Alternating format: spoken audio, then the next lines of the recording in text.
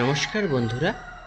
আজ বাড়িতে বড়শিতে পুকুরে একটা শিঙি মাছ ধরেছিলাম। সেই শিঙি মাছের ঝোল বানাবো বাচ্চাদের জন্য।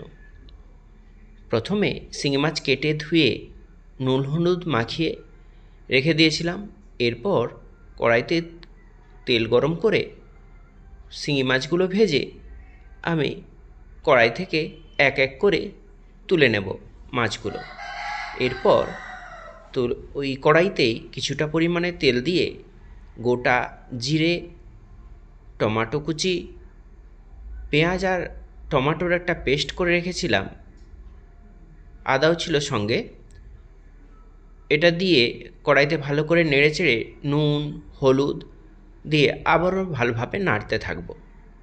নাড়াচাড়া হয়ে যাওয়ার পর মশলাটা কষা কষা হয়ে এলে আমি আলু গাজর পেঁপে সেদ্ধ করে রেখেছিলাম সেই জলটা দিয়ে অল্প অল্প দিয়ে ভালোভাবে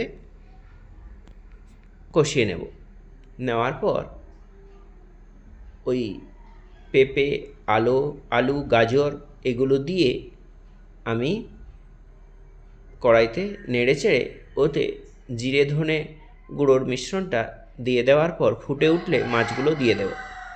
মাছগুলো দেওয়ার পর আবারও কিছুক্ষণ রেখে দেব অল্প আঁচে, যাতে মাছগুলো ভালোভাবে ফুটে ওঠে। শিঙি মাছের ঝোল রেডি। ভালো লাগলে অবশ্যই একবার বানাবেন।